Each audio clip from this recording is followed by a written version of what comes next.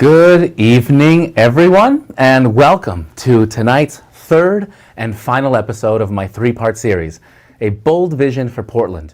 I am your host and your candidate for Mayor of Portland, Ozzie Gonzalez, here today to share my boldest vision of all, my vision for a sustainable Portland economy. I'm going to describe my key policies and speak with two guests about their work in the green building and the sustainability sectors. Now, for anybody tuning in, send us your questions at any time during the show. We will be gathering the questions throughout the hour and answering them at the end of the program. You can send your questions through the comments section of the live stream, and we will be answering as many questions as we can get to in this hour. Tonight's program is coming to you live via YouTube and Facebook from the studio at North Rim in Southeast Portland. I am here with the studio engineer, Mike DiNapoli, sitting safely distant way over there. How you doing over there, Mike? I am doing great. Hello, everybody. Loquacious Mike is in the house. Thank you very much, Mike. And tonight I have two guests once again who will be joining us via video conference from the safety of their own homes. Portland. It is time that we have a grown-up conversation. We need to talk about the future of our city. The world, as we know it today, was never designed to last forever. Our technologies, our infrastructure, our institutions, our supply chain, and our global economy have all been a work in progress. This work started centuries ago, and it was built upon a premise that we would never run out of resources. We have innovated to this day, as if extraction, growth, and expansion would always be possible. In fact, we made continuous expansion part of the definition of health, as if the planet's plentiful capacity to sustain us could never run out. Well, look at us now.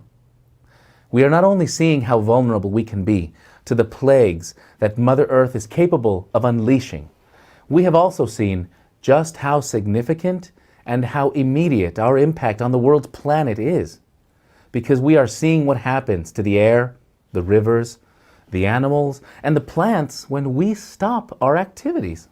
This pandemic has stopped the entire world, and it is forcing us to revisit our most basic assumptions about what we are doing to ourselves and to the planet. How are we going to ever recover? What is our new normal supposed to be? How we answer these questions over the next months and years is going to define us as a city. And that's why tonight I'd like to share my vision for a sustainable Portland economy with you. Our city is known all around the world as a green city. In fact, over the last decade, the city of Portland has grown to become an exporter of sustainability solutions with over 20,000 green sector jobs in our city alone. Our city's green design professionals have found receptive customers all over the world, and they have been involved in some of the largest, most ambitious sustainability projects that planet Earth has ever known. There's no doubt about it. The design talent that we have in this city is world class. But something interesting has resulted from our green design exports. As the fame of our green design community has grown, so has the scale of the things that we are asked to do elsewhere. As a result, the biggest and most innovative things being done by our own Portland design community is being done in other cities. And I believe we need to fix that. It's time that we harness the talent, the ambition, and the natural capital of this region to create the next century of Portland's story in a way that lives up to who we are and who we truly want to become, no matter what side of the political spectrum you're coming from at this point. We all know that we can do so much better than what we are doing today. We know that when it comes to economic recovery, climate change, and breaking the cycle of poverty, we have all the incentive in the world to figure it out for ourselves, because these issues affect all of us. And today, I'm going to tell you about my plan to address these pressing issues. Now, Every good solution begins with a clear vision for what the end point will be. I call that my North Star. And the way I see it, Portland, our North Star for a sustainable economy is this. Over the next 10 years, Portland will become a city that is waste-free, fossil carbon-free, and globally connected with a robust local economy of diverse businesses that reflect the rich tapestry of people that call Portland their home. The Pacific Northwest has been a bastion of livability and innovation since humans first occupied these lands thousands of years ago. Continuing that legacy today means celebrating the spirit of resourcefulness that has defined this region time and time again over its history. With more languages, religions, and lived experiences represented right here in Portland than ever before, well, the conditions for innovation are better than ever. This is no time to be shy about what we need to do. Now, here is the fun part. How are we going to get there? For those of you that watched episode 1 and 2, you already know the answer. So say it with me. We are getting there together. Government provides the policies and a clear set of standards. Neighborhoods provide the insight and help us understand the communities that we're trying to serve. And local businesses provide the investment, the drive, and the commitment to innovate. Now, getting this right is not going to be easy. But if we have a clear vision and we focus on that North Star, we can do it. We can pull this off. Now, you might ask, Ozzie, what makes you so sure? Well, because for many of the things that I'm talking about, the solutions already exist. And as ambitious as the goals that I'm proposing for Portland might sound to you out there, we're not even going to be the first city to reach them. When it comes to carbon emissions and waste, we are already behind many other cities, and we will be spending the first 5 years trying to catch up to them. Now, let's get into it, shall we? All right, in my plan for the sustainable economy, there are 7, count them, 7 policy initiatives that I'm proposing. And these are, number 1, we're going to move the city to zero carbon in 10 years. Number 2, move the city to zero waste in 10 years. And there's 5 more to go. Number 3, we're establishing a healthy urban ecosystem program, creating a localized food system that provides at least 30% of our total food in the next 10 years. We will accelerate the development of high-performance buildings and infrastructure, and most importantly, we will do all of these things with the local talent and local entrepreneurs. We will do this by creating a school-to-job pipeline for green jobs, and we are going to create programs that support the growth of green businesses. Now, I know it sounds like a lot to do, but when you and everyone is working together, a policy like this, what it is doing is creating a path for greening our industries one piece at a time and doing as much of what we can do with local talent. Now, before I bring my guests on, I would like to take a few minutes to unpack these ideas just a little bit. So bear with me. We're going to begin with the Zero Carbon Portland. Over the next 10 years, I'm proposing that we reduce all carbon emissions and all fossil carbon materials and products throughout our supply chain.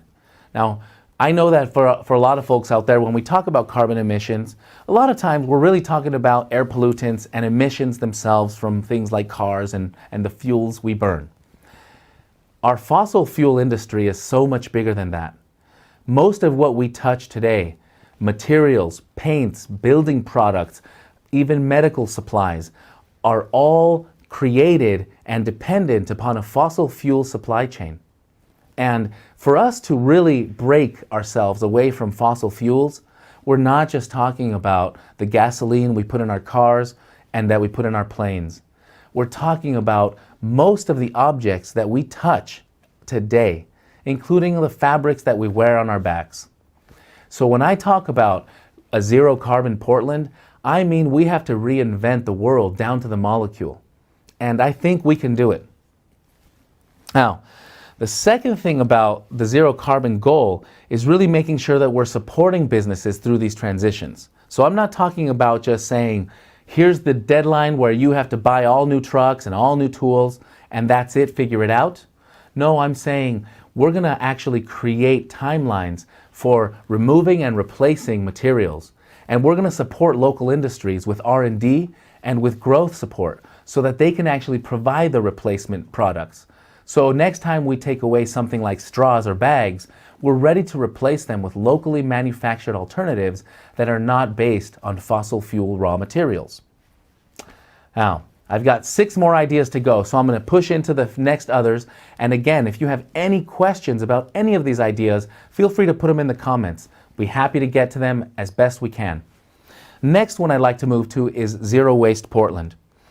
Now, we have been proud in the Portland story to be the first city in the US to implement curbside recycling. That was when nobody else was doing it, and now it's quite common practice throughout the United States. Now, one thing we have not done is kept up with that leadership over the years, and our rate of landfill waste and landfill diversion has all gone in the wrong direction over the last decade. And most of the things we put in all those multicolored bins on our curbside are finding their ways into landfills through one route or another. And we have a huge transportation carbon footprint associated just with moving waste to and fro across the planet. I think we could do a lot better than that, Portland. And I believe we need to look at how we are instituting local systems for collecting and processing waste. And I believe that we should be doing much better. When we start looking at how to reduce our waste and how to replace that waste with alternatives that are not with fossil fuels, we're moving quickly now towards goals 1 and 2. Now I'd like to move to number 3, healthy urban ecosystems. For those that have been following the Green New Deal and a lot of sustainability practices around the world, most policies don't look at this piece. So I want to take a moment to talk about what do we mean by an urban ecosystem. You know, I became an architect many years ago because I knew that there was no line between nature and cities. I decided to take my background as an environmental scientist and move into the urban fabric, exactly to erase the line that we created, thinking that this is where cities are and nature is someplace outside. So when I talk about urban ecosystems, I'm referring to all of the life support systems, stormwater management, the permeable open spaces that replenish our aquifers when it rains, the habitat, the microclimates that provide places for insects, bats, and pollinator species. All of those are part of a balanced ecosystem, and frankly, our cities are not devoid from that just because we decided to pave a piece of ground. And I believe that when we look at the role that ecosystems play inside of the city, we will quickly see just how valuable open spaces, parklands, shade trees really are to the health and livability of our city, its people, and all the other life that lives here within the footprint of Portland. So I think when we look at healthy urban ecosystems, I'm actually talking about ideas to bring green infrastructure projects into the city. And that means learning how to create a framework for green infrastructure projects. I'm talking about how to create better partnerships with open space and the built environment so that we can have not just floor area bonuses and trade-offs for density of development, but also green space trade-offs. There's value to green space in the city, and I want to make sure we're not just putting that into the nice to have category. Now on to the next idea, localized food systems. Portland, we are a foodie city. Our visitors love us for it. We are proud of it, and we are so much more livable because of the great care that our local food industry purveyors put into growing food, finding food, and preparing it for us. We need to take one step forward in helping them. We have seen right now in this pandemic just how vulnerable we are to critical supplies like toilet paper and cleaning. We're now going to begin to see what happens with our other critical supplies such as food. We're already seeing it in the meat, eggs, and poultry industry throughout the Midwest. We have yet to see what's going to happen with this pandemic and how it's affected the food supply system that's getting planted and will be harvested a few months from now. But I could tell you this, we are vulnerable in the Northwest if we are not producing food within our bioregion. And we need to really look at supporting food systems within even the urban city. As the world begins to urbanize and people move out of farms, we need to have an answer for how we will feed people in cities. And the answer will not always be mass-produced industrial monoculture that's hundreds of miles away. That is an old model, it depends on fossil fuels, and it is unsustainable. And so we have to figure out how to do things differently. And so I'm thinking, if in the next 10 years we're producing 30% of the food we consume right here in the Portland footprint, then we're on the right track. And I want to create the building codes and the partnerships to do exactly that. Now, the next idea is about high-performance buildings and infrastructure. We just started talking about one version of those buildings, urban gardens, vertical food systems. Now I'm talking about the buildings that people occupy. High-performance buildings today take on many forms. We have all the threshold of performance from the high-efficient, the ultra-high-efficient, to the net zero, to the regenerative buildings that produce more energy than they consume. That's the spectrum that we see today across buildings, and I believe that we need to incentivize the design of high-performance buildings with things like priorities for permitting on net zero buildings. We need to lean into how we incentivize people to do that. Part of this will be accelerated through building code changes, but a bigger part of this will be accelerated through partnership, because it's not what we have to do that's going to get us to the place we need to go. It's what we figure out how to do when we don't have to do it. And I think that an idea around high-performance buildings and infrastructure is going to be key. And one of the more important things that I want to say about this one is that it's tying back to the green infrastructure piece, where a lot of the solutions we need to be thinking about cannot occur on a building by building or a property by property kind of basis. Things like microgrids, smart grids, and district energy systems all have the same problem. They do not respect one property's boundary alone. They usually end up working across multiple properties. These things get a little bit messy. The good news is, it's not a technological challenge, it's more just a person challenge in how we work together to create contracts, to share money, to share decision making, and to share investment on things that are going to help our city become more resilient. The scale of the neighborhood is a really good scale for a lot of sustainability projects, and by having a city that creates a framework for district scale projects is going to help us advance this much, much more. We'll be talking to our guests about some of the things they've done with district scale in just a little bit. Now I'd like to bring it home before we move to our guests. There's two more things in my plan for a sustainable economy that take the first 5 ideas and they lump them all together. Because as I mentioned before, whether we're talking about our carbon footprint, our waste footprint, the food systems, or putting in green infrastructure, these things need to be done with local talent. We're not going to be waiting for people from other states and other countries to bring their technologies. We're not going to wait to import consultants and experts from around the world, because you know what? We have them right here. And we need to be able to leverage that talent and help challenge that talent to create the next generation of puzzles to solve. And we're going to do that by supporting green jobs and green businesses. So when I talk about green jobs, I'm referring to creating pipelines that go from the classrooms all the way to the job site, that are directly and specifically tailored to the industries that we want to work on. New fuels, new vehicles, new materials, new products that replace fossil fuels and plastics. Those are the things that are going to take us down paths of trying to find pipelines for success. We're going to be working with Portland Public Schools and many of the community colleges to make sure that young folks are seeing those careers earlier in their academic experience, so that they know that the jobs of the future are there for their taking. And we want those bright-eyed, young, diverse PPS students to look at the adults around them as their support structure, because we need those young folks to tap into those jobs. The other side of this is we have to help the businesses themselves. Being a business is not always a walk in the park. It's not for the faint of heart, and one of the biggest concerns every business out there has, regardless of the industry, is taking care of their staff and their people. One of the biggest benefits to a business and the biggest risk is the people and the staff that they depend on every day to deliver products or provide the services that their business provides.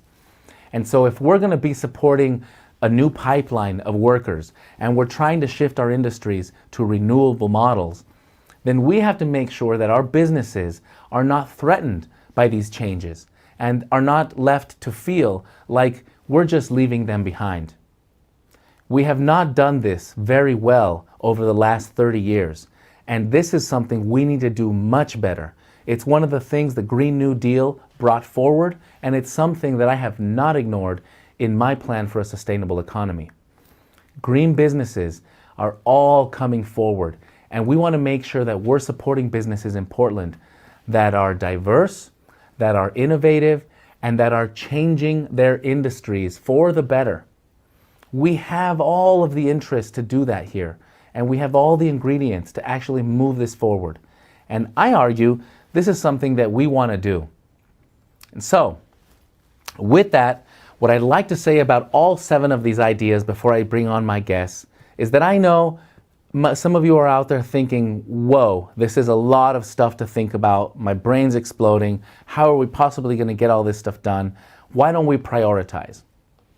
And this is exactly why I'm running for mayor, Portland, because one of the most important things that our leaders can do today is climb up the mast of the ship that we're riding together and look out on the horizon and look down on the deck so that all the individual pieces of what we're doing is able to show how it's coming together. And we're able to see that the direction we're heading in is the direction that we want to go. And so for me, looking at energy, water, waste, jobs, industries, and habitat is just an ecologist way of saying we have to be holistic. We have to look at the whole system. And when you look at the whole system, it makes it easier to see how each part fits into the overall puzzle. And I don't want to ignore any piece of this puzzle, and I encourage you to help me find where I've left some stone unturned, because bringing a sustainable plan forward really does take all of us.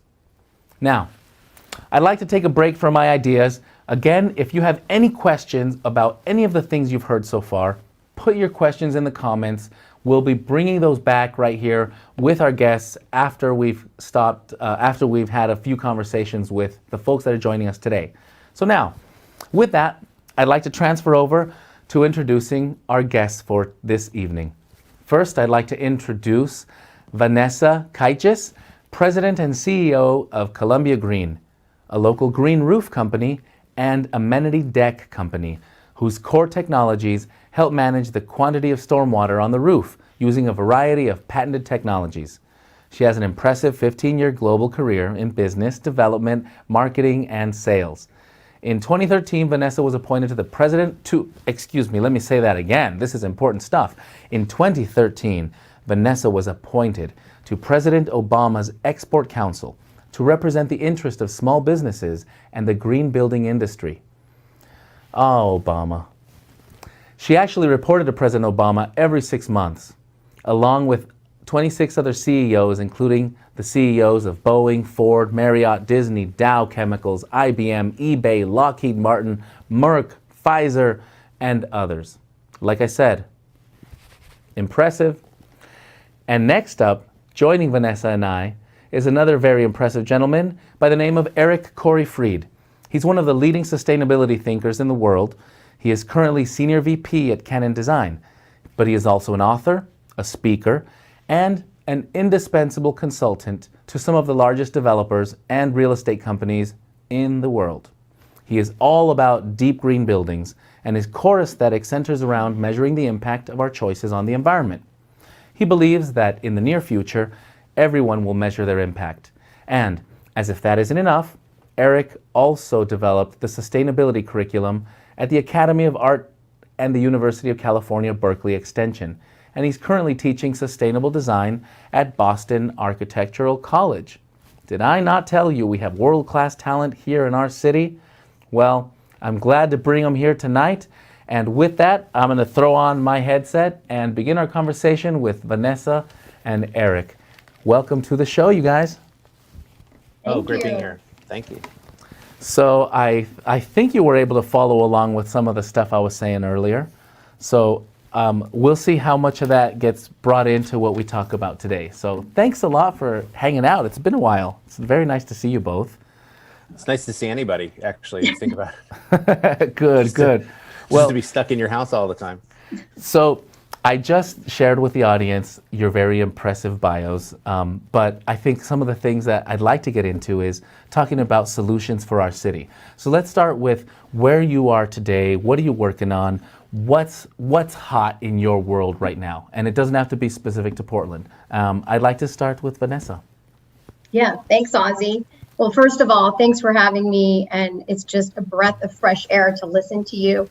And you just motivated me and inspired me again, because Columbia Green is a company born out of great policy, right? Portland was one of the first cities in the country, if not the world, to have a green roof in the stormwater department, That's right. 15, 20 years ago. And because of that great green policy, which is what people like you are trying to do, you're trying to come in and talk about policy. It's super important when we look to innovation and entrepreneurship, and getting the talent out there. And so just listening to you again kind of inspires me of what I want our city to be like again, because you're right, it has gone outside to other cities, kind of leading the innovation charge in green infrastructure, urban agriculture, green roof and solar. Portland really hasn't paid attention to it. In my mind, I'm sure Eric would say the same thing. We had the first eco district in North America. That was about 3 years ago. Now what's next? So there's a lot of great things going on out there, and it's up to the cities to lead. It's not really in the federal government right now. It's up to people like us and you to come together. We used to have We Build Green Cities, and we work together with the designers like you guys, companies like ourselves, the banks, and we work together to push our products in the cities throughout the country. And we're doing a lot of those things, but it would be really helpful to have a mayor behind us working together, putting those committees together and working as a team and being recognized again for Portland being the greenest city in the world. Right. We're not the greenest city in the world anymore. I know it's hard to believe because everybody looked to us for being the innovator, and we have such talent, like, at Columbia Green and where you came from, and Eric. But it's exciting to sit on this call and come together and talk about it again, because I have not been on a call with a group from Portland in a couple years. So this is just really exciting. So thank you for having us and putting this policy forward. It will create jobs, infrastructure, green infrastructure, food, everything you're talking about is going to be a place that's going to create jobs, and then finance and investors and shareholders. And I'm kind of calling it like green capitalism, where we create profits and we care about our people, like you talked about, and the planet. So your bold vision rocks, and let's talk about solutions. Eric. Give me a sec, Eric. I want to make sure I heard that correctly. Hold on. Audience, you heard it from a very impressive person here. She's saying my bold vision rocks. I didn't say it. Okay, sorry. I just had to pinch myself there. Thank you, Vanessa. Corey, and I'll get back to you, Vanessa, about like new technologies. What's the latest in actually the technologies you're working on? Because that's I want to geek out. That's good stuff. Yeah. Mr. Eric Corey Fried, tell me, what are you up to? Well, first of all, thanks for having me. But more importantly, thanks for even talking about these issues. I live in Portland, but I work all over North America. I meet a lot of mayors and city council people and electeds and so forth, and invariably they always ask me, well, how do we get to this future that you've been describing? And basically, I always say, well, it starts with you talking about it. It starts with you addressing it and working together to do it. And so your 7-point plan really is what I would call a framework. And what you didn't even get into tonight because we only have limited time together. But really, those 7 ideas will also set a construct for talking about issues around equity and around community that we sorely need in Portland. The city has changed, it will continue to change, and it'll change whether we like it or not. And we can either be active participants in shaping that future that we want together, or we can just kind of let it happen to us. And I don't think we want to become San Francisco or Seattle, where nobody can afford to eat or live or do anything like that. I think we have a great community here, and I think what you've outlined will really ensure that for future generations. Well, that's sweet of you to say, Eric. I haven't checked in with you guys in a few years. As you know, I left the design world and started working locally the last few years. So I feel like I've unplugged a little bit on the cool stuff that you have been both bouncing around the world doing. What is something cool you're working on? Because I need to, hook me up here. I'm jonesing. Well, I'm working on dozens of projects because I work for a rather large firm, and we're doing pretty cutting-edge sustainability stuff. We're talking about not only is it net zero energy, meaning that it's producing more energy than it consumes, but the building is also a net zero carbon exporter. So what we build the building out of didn't produce a lot of carbon. So we look at the embodied or upfront carbon that goes into it. In addition, we're looking at strategies around green roofs to reduce the heat island effect, super energy efficient and high performance envelopes, and really ways that we can inject community and equity and resiliency into these green buildings on top of it. So that way it's not just the building, but how it affects the community around it. What's the scale of the project, and when is it finished? Well, I've got, a typical project starts with a building, but Ozzie, I think as you kind of alluded to, for most of my career, I thought of each building as kind of being in and of itself. But once you start to let go of that idea and start to realize that a building is part of a larger community and there's a fabric and a neighborhood around it, and you take this district scale approach as you start to outline, these opportunities start to pop up. And I almost feel foolish that for, 2/3 of my career, I was focused just on the building. The building will solve all the world's problems. And now I go into it with every building as part of a community. Every building should take a district scale approach. And so I work with a lot of university campuses all over the country. And so that's kind of the scale of really a robust neighborhood. We'll get to. I want to talk about the challenges of district scale work in a second, okay? Because I know you both have had some experiences with that. So before we do, I want to hear, Vanessa, let's talk about the tech world. What's something cool you're working on right now? What's the latest in green infrastructure, green roofs? Yeah, so, well, you talked about it, you guys are both talking about it. It's not just the building, but going into acres. And also not just focusing on the planet, but the people. So we're working on a well city in Tampa, can you believe it? It's a 50-acre project where they're focusing not just on infrastructure, but the healthy, making sure people have access to air, light, and nature. And so it's a 50-acre project in Tampa that focuses on urban ag, solar, all of the pieces that you're talking about. And the city is looking at it at this holistic, huge approach, 50 acres. And clear down to New York City, we just finished a 2.5-acre green roof right along the Hudson on a mall.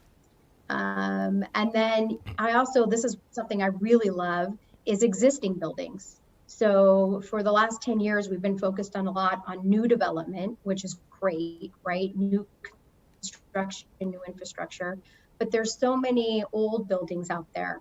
And so we just finished the Chicago Post Office, which is, a 150-year-old building in downtown Chicago, and went in, and it's a house for Uber, and created this huge park on the top of it. Again, to give the tenants access to air, light, nature, but it took it from an existing building and made it green. So I think as we look forward in the tech side, it's not just new development, but how are we developing technologies that are also helping the existing building, that we don't forget about them, that they're massive impacts in the city, and how do we green those buildings? So we're working on, from a tech perspective, urban ag, acres, caring about what the people are, what's going on in the building for the people, existing buildings, wood frame. This is another, timber. How do you do a green roof on a wood frame building, which started out in Portland, but hasn't gone very far. So we need a mayor to help us there. And then habitat. We created a plant palette for the pollinators and bringing back more of the birds and the bees. And also some of my favorite work is in the hospitals, and creating these environments for people to recover faster in our cities and our communities. So from a green tech space, it's still also really focused on stormwater.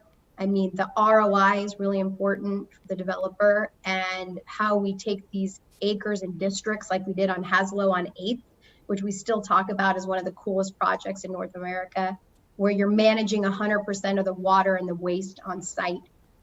We need to do more of that in Portland and more of that across the country. But that's some of the cool stuff we're working on, I would say, is not just buildings, but acres and existing buildings. Because I think if we want to make a huge impact, we need to develop designs and technologies that think about these older buildings too. Wow, and your example of the well city is exactly what I'm referring to when I say that there's local designers being taken to other places and being asked to do things that are amazing, that I think we should be able to bring back and do here. That's pretty phenomenal. And you mentioned Haslow and 8th, so I'm going to take a moment again and kind of bring the audience up, because I want to talk about that one with you guys. For those that are not familiar, Haslow and 8th is a project here in the city of Portland that is one of the great green eco-district examples that we have in planet Earth of what happens when shared investments come together, when they partner with the city and they create infrastructure that helps offset the sewer system and helps create very visible green technologies. It's actually one of the places that is going to be in a more stable place in the events of flooding, because of the resilience that they've built in through those systems. And the folks that we have on the call today were all involved in it. So it was one of the projects that was on First Stop Portland Stop. We've had people from all around the world stopping by to visit Norm, the system that is at Haslow at 8th. And now we're going to talk about why we're not seeing more of those projects. All right. You guys heard me tee it up. Why aren't we seeing more of those projects, Eric Corey-Fried, in Portland? Well, there's a bunch of reasons, but the biggest obstacle is actually the code itself. Portland is known as a pioneering city, but Oregon, maybe not as much. And we have some, we're a timber state, and it's driven by timber policy and home builder policy, who want to just build the old-fashioned way over and over again. And right now we're being presented with an interesting opportunity in the role that Vanessa alluded to of mass timber, which is using really thick beams of timber so we don't have to use concrete and steel and don't have to use all the carbon footprint that comes with that. So right now, Portland is in a weird competition, but a fun competition race between San Francisco, Seattle, and Vancouver for who can be the mass timber capital of North America. And it's a race that I think we can win. But what you're talking about is building big, beautiful wood frame buildings with thick pieces of wood for everything. The structure, the floors, the elevator shafts, all of it can be out of wood. And you're starting to see examples of that take shape and fill the skyline here in Portland. But we really need a partnership with the city in order to really do that. But they're essentially zero carbon, net zero energy, beautiful, biophilic, natural buildings that people love to spend time in. And it would be a great thing for the city to just really embrace that and spread it widespread. All those fancy design words, I'm not around them as much as I used to be. But thank you for letting me hear them once again. No, you're right. And we've got we're actually a few blocks away here in Southeast Portland from a few places that have a mass timber project. There's one going up right on Stark and MLK as we speak. Thank you. Sorry, I'm throwing it back to the audience.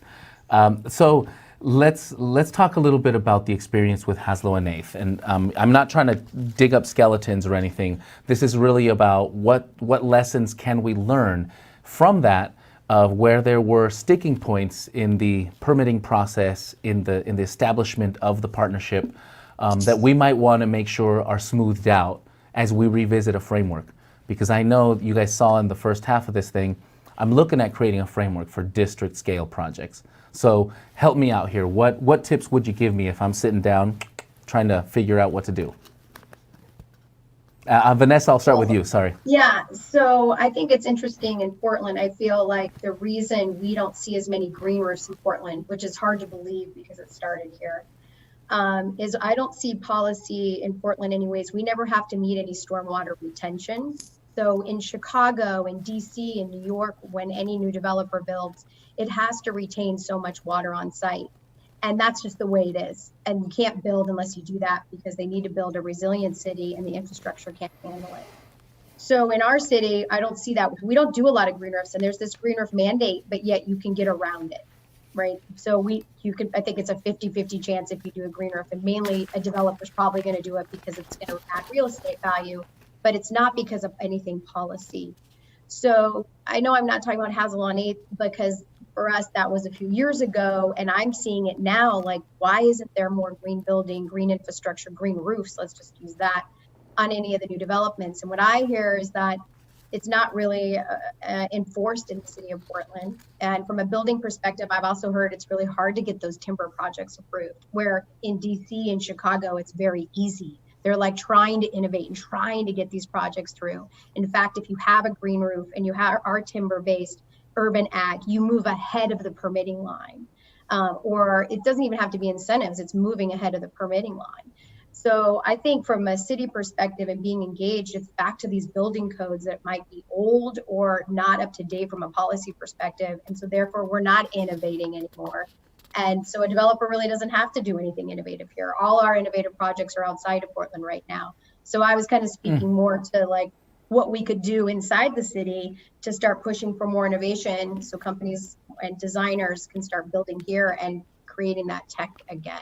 Okay. Eric, I don't know. What do you say, Eric? I mean, you just said you're working everywhere else besides Portland. Is it because the developer doesn't have to do it here? What's your opinion on that? Yeah, that's a large part of it. The funny part is, we get a lot of rain here and a lot of stormwater that runs off of our buildings. Yeah. And I just today had a conversation with essentially a developer in Florida talking about using green roofs as a way to control stormwater. Most people think of green roofs as just the plants on the roof, but in truth, it's really a great way to not only retain the stormwater, but filter it and clean it a little bit before it slowly goes back into the sewer. And so it's part of an overall strategy to save them money. If you do it right, a green roof saves you money. And there's plenty of things within the building that does that. We talked about the Hazel on 8th project. It's funny because I always think about how many people kind of go in and out of those buildings in there and then walk past that little garden in the middle and don't realize that the poop and pee of the residents is being treated naturally through bioremediation in what we call a living machine right in front of them because it doesn't smell or any of that stuff. And part of that is what made that building possible, which is, it kind of blows your mind if you think about it. Yeah. And there are, as Ozzie said, there people come from all over the world to look at Hazel on 8th and then they leave because there's not enough examples here to keep them, I feel. Wow. So I want to just kick it to the audience real quick, and I want to acknowledge something. Vanessa, you said something that breaks my heart a little bit in recognizing how those big, bold projects continue to be done outside. We used to be the leader in green roofs. We used to be the leader in recycling. This story I've heard from our design community over and over and over again. As an architect myself, I felt frustrated how much we were doing amazing projects around the world, and then coming back to Portland and we were still talking about how we were the first to put recycle bins out in the curb.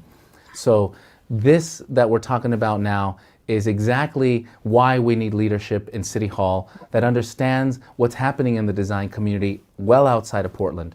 This is important stuff, and building codes, figuring out how to help incentivize net zero buildings or buildings using local resources like mass timber.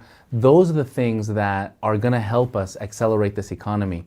And I didn't get to mention it in my policy. I'm going to go back to you guys. But on one of my slides, you might have noticed I was trying to create incentives for net zero buildings.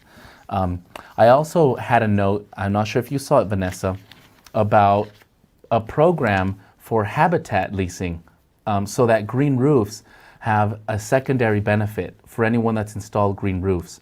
I know some of your green roofs and the green roofs in our city have managed to find predatory birds that have built nests in them, or migratory birds that have built nests, butterfly gardens that have cropped up. These sorts of things are what nature does naturally when you provide some habitat. Now, what can we do in the city to actually make that a little more intentional?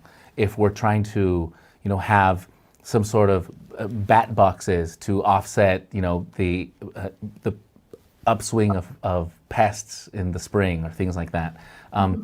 Do you know of any examples, Vanessa, where there's been, the secondary uses of green roofs, or where anyone is like applying green roofs beyond it's in my building now as a static system? Well, we're seeing more, especially on the East Coast, using them for bees and pollinators. Good. And I think something you're seeing with this pandemic that's been amazing is everybody's probably been seeing how animals are coming back to the cities. Yeah. And it doesn't take much. Can you believe it, you guys? Like, it's only like 6 and 8 weeks, and you've got, goats in Ireland, right? Bringing greenery back in, green infrastructure on the ground, the walls and the roofs. I know in Multnomah Library, where we have a green room for 10 years, they're starting to see a butterfly they hadn't seen there in years.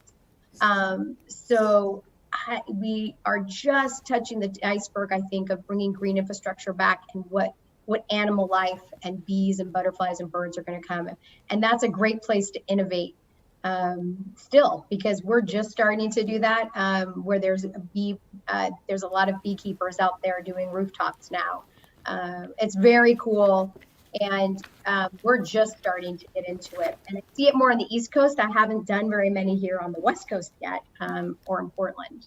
Well, that's what I hope to change. And I am, as part of my policy platform, I will be forming a committee to look at codes within buildings. I want to establish a framework for eco districts and district scale projects. And I want to look at where there's codes that we have not adopted here that we might want to look at. And I think the beekeeping standards on green roofs is one that makes all the sense in the world from my perspective. And if we're not seeing the value of ecosystem services as part of the sustainability resilience conversation, I could see how these sorts of things like beekeeping might seem like a distraction from homelessness and housing and livability. But I could tell I'm with like minds here in recognizing that those things are actually hugely valuable, and we don't see it because pollinators are some of the most hardworking species on planet Earth, and our entire food system depends on them. And we don't realize it because they're so busy doing the work without our permission. Well, and just to add to that, like, we work with some of the largest developers in the world who are REITs, publicly traded companies, and their investors and shareholders are demanding that they build living architecture that does do bees. So clearly some of your biggest finance and banks in the world are going to these developers with these acres of projects, and they're saying, looking at green infrastructure, making sure that they can manage the water on site and waste in case of the storms to come for resiliency. Urban ag, food, right, we talked about, and then pollinators, habitat's key. So I think if we look at that, that's amazing to me. And if you do drive that policy, that's what drives investment and companies and shareholders, because that's the green tech, right? Is now all of a sudden food and living architecture and green is, the earth just clapped back at us. And clearly, if we don't invest in it now, and I think shareholders are going to be looking at where they're spending their dollars, because this will cost them more if they don't. And it includes, we think it's silly, but that's why I think these publicly traded REITs, these developers, the biggest ones in the world, are looking at things like bees. It's not silly anymore. It's silly that Portland isn't leading the way with all this talent and technology that we've been trying, and that we're not innovating on all our gosh darn projects in Portland and showing the rest of the world that there's not just Haslow on 8th, but go here, here, here, and here. And let's show off all the services and the product and the financing, and and to drive companies that want to be here and incubate here and innovate here, because the leadership, and there's a place for us, like not just on a Friday night where we've like been so excited to come together. My team was so excited that we were doing this. They're like, finally, a leader that's going to come in and bring us back together, because we love this, right? Our teams love this. They're so proud, but yet we don't have a leader in Portland bringing us together to guide us to go take over the world. I'm working on it. I'm working on it. I'm working on it. Thank you, Vanessa. Corey, what do you have to say about these ideas? Because Vanessa's running her company. She's speaking like a CEO right now, and a lot of folks tend to think, between the carrot and the stick, we must mandate and beat into submission those folks that are not looking at environmental responsibility. What is your perspective on this? What are you seeing out there? And personally, how do you feel about this idea of where is the motivation coming from? What's the role of the carrot? What's the role of the stick? Well, there's always that kind of model of we have to force people to do it. But I don't take that approach, especially with sustainability. What I really see it as is this is our opportunity. This is our opportunity to rethink a lot of the assumptions of the 20th century that turned out not to really be true or correct. This is our opportunity to rethink making everything centered around cars and traffic and congestion, and rethinking it of how we can develop communities that are around vibrancy and walkability and safe spaces that are safe for children.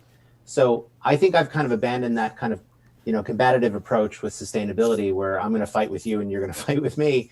And instead, I let's come into this with, look at the opportunity that's before us. Not only that, but whether we like it or not, Portland used to be the leader in sustainability. People used to look at us all the time, and we've fallen behind.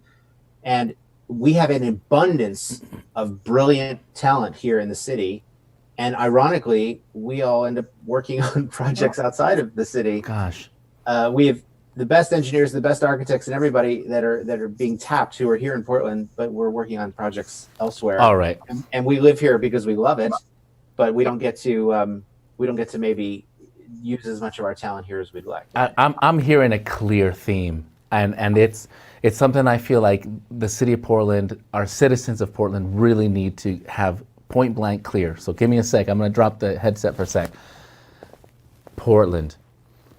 There is no reason on earth why this city should not be showcasing the highest and best talent and innovation that our design community here has to offer.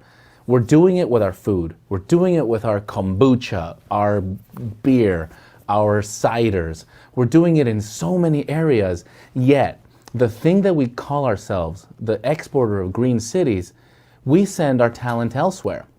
Imagine if we did that with our best drinks, our best spirits. Imagine if the best distillery here in Portland never sold spirits in Portland.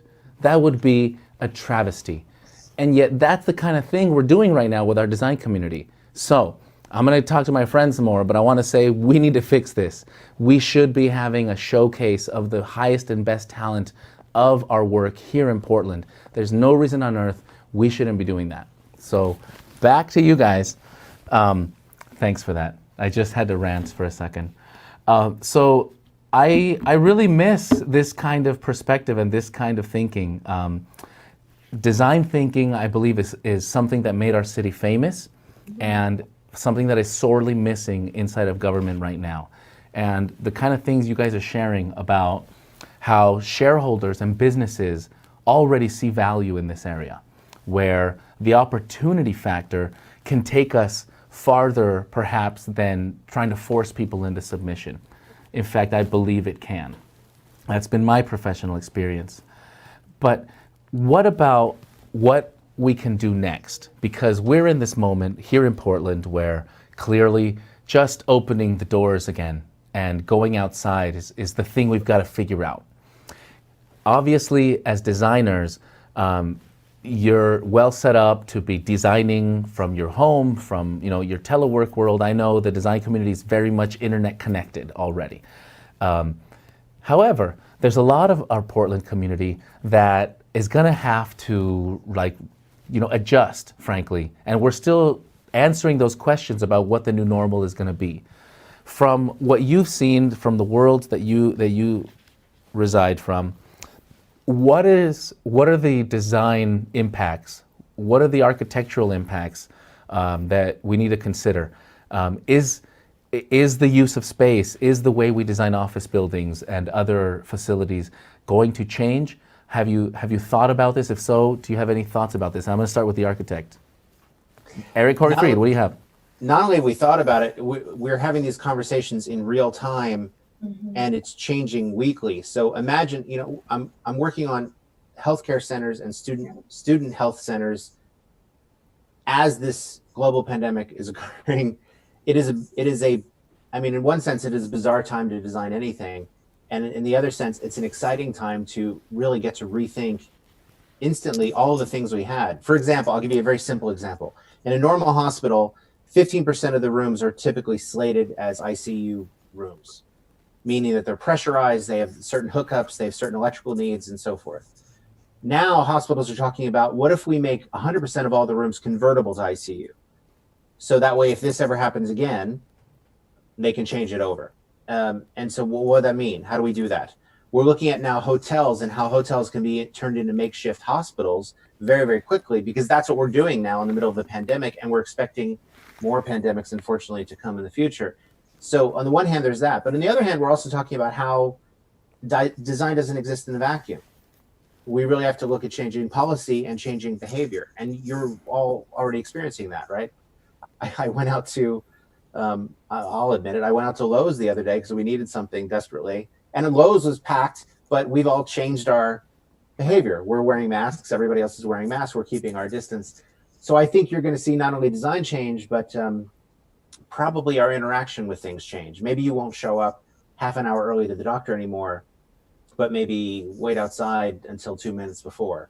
I think there are things like that that are going to become part of the norm too. It is just, in one sense, I think as a designer, I'm excited at the chance to question everything. And on the other hand, it's also freaky here to be planning anything for the future when the future seems so uncertain. All right. In a similar vein, I'm going to twist it so it's not such an architectural question for you, Vanessa. In green roofs, there is this biophilia. Hi, you hear me? All right. Yeah, sorry, my dog is barking in the background. Oh, it's all right. It's all right. So with green roofs, there is clearly the affinity to nature. There's obviously the stormwater benefits. There's the heat island effect reduction. The cool geeky stuff us architects like. Yeah. But then there's the soft fuzzy stuff of the fact that someone has a nice view out of their their 8-story office window, and they could see instead of a glaring white TPO rooftop, they're seeing a beautiful meadow of wildflowers in the spring. So the pandemic has made folks, for good reason, very cautious about the environment. We're trying to protect ourselves not just from each other, but from airborne illnesses. And having what I would call the antiseptic life has kind of come into full flavor. How much is green roofs? How much does the affinity to nature help counteract this idea of resilience? Let me give you context. One side of this is we have to live in a bubble now. We have to live antiseptic.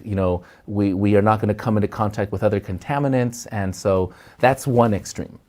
The other extreme I've heard, it has to do with, we are biological species. Our immune systems are developed by exposure to things, and we need to stick our hands in the mud and put our feet in the sand, and that's what's going to help us evolve.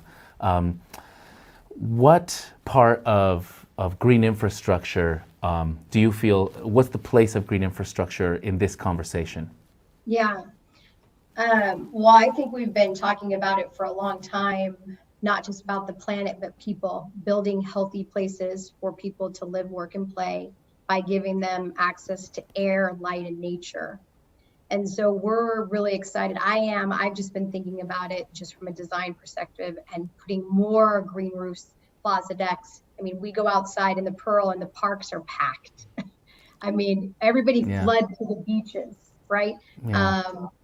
And so nature, I think, is going to be becoming even more important, which is why it's so important that someone lead in the city of Portland, because nature is now really important. People getting outside, access to nature clearly is important to everybody.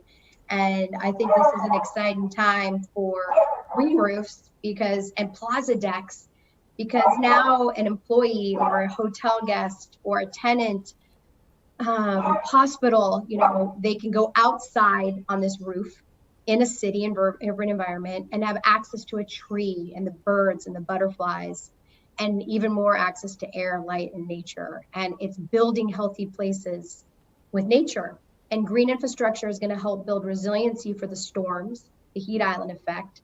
But now, clearly, through this pandemic, I think people realized how important nature is, and incorporating that into our workspace, our home space, our hotel space.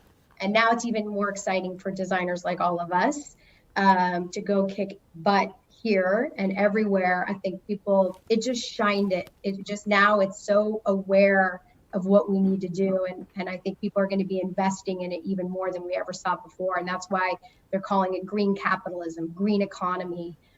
This is the next wave. It's here. And Portland needs a leader like you to get us up and out of here. Well, awesome.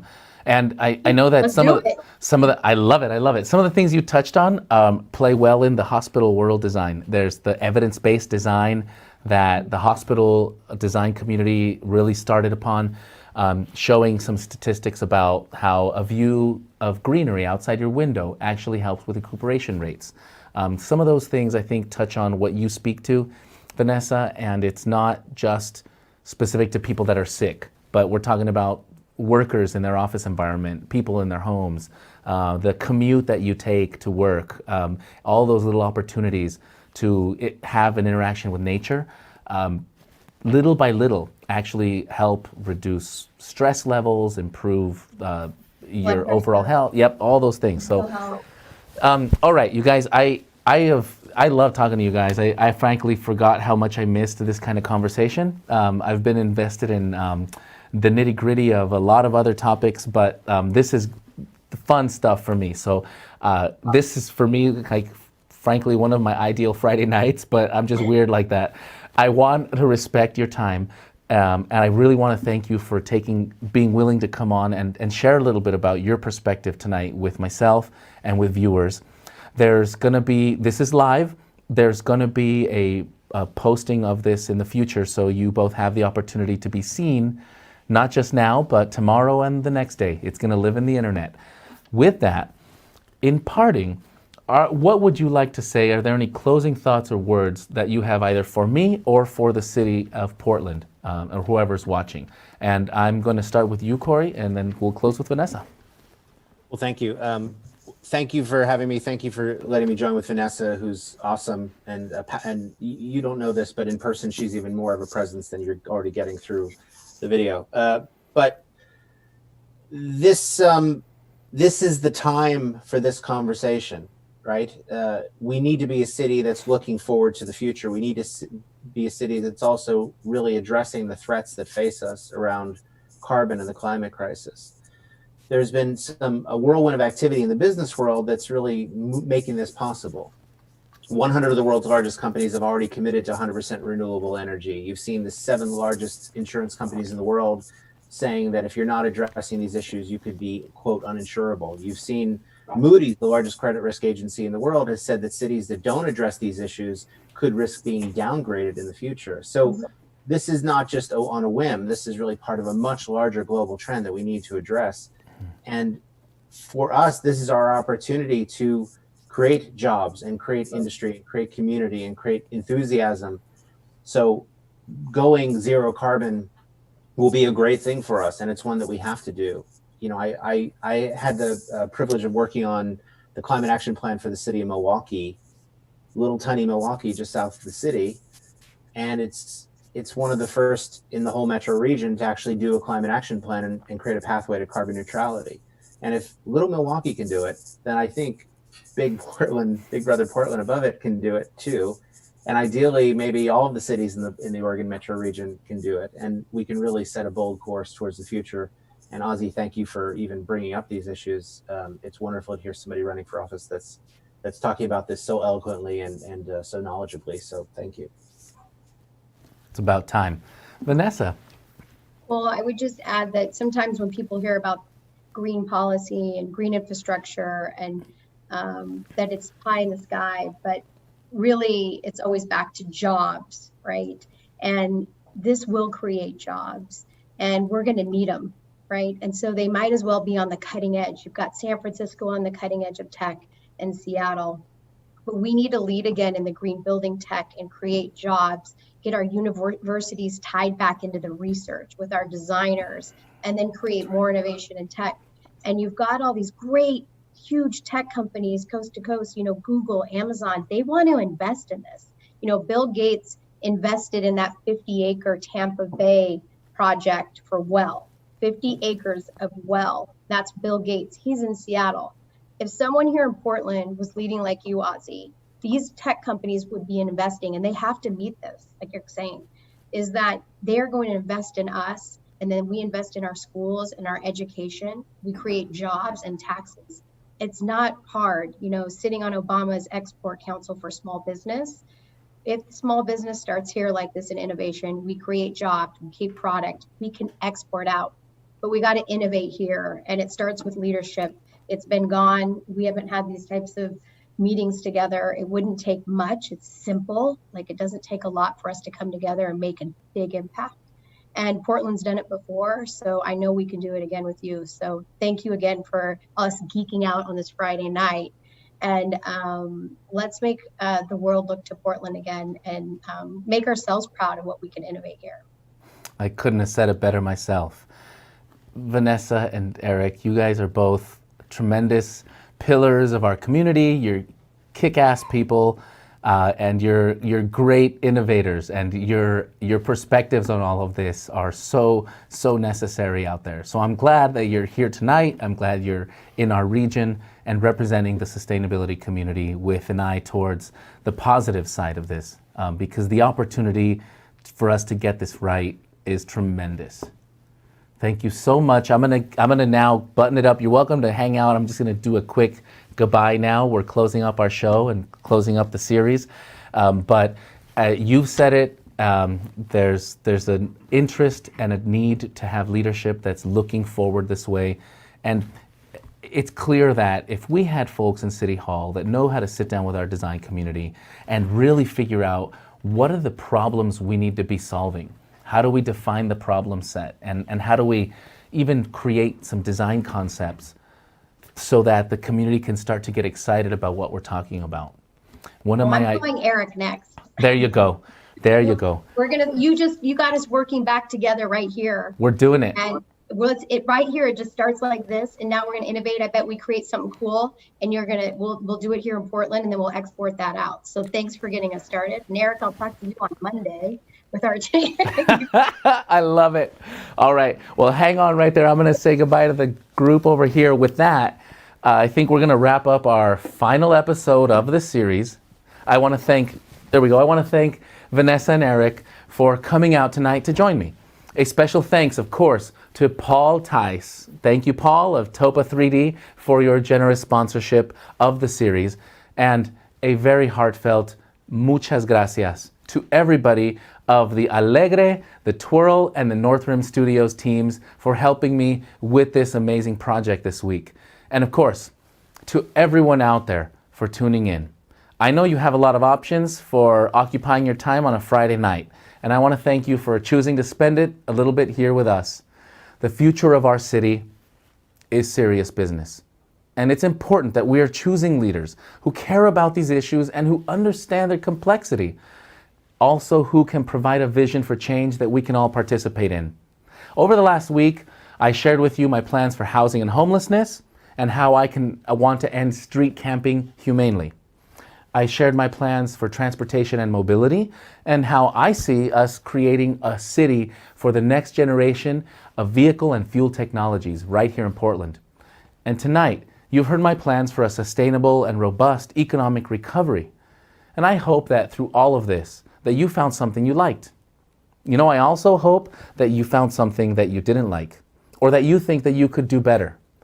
Because in either case, I'd like to know all about it. I believe the most important quality that you can find in a leader today is a willingness to learn from others. And despite all of the ideas that I've brought today, I hope that it is my willingness to learn that earns your vote.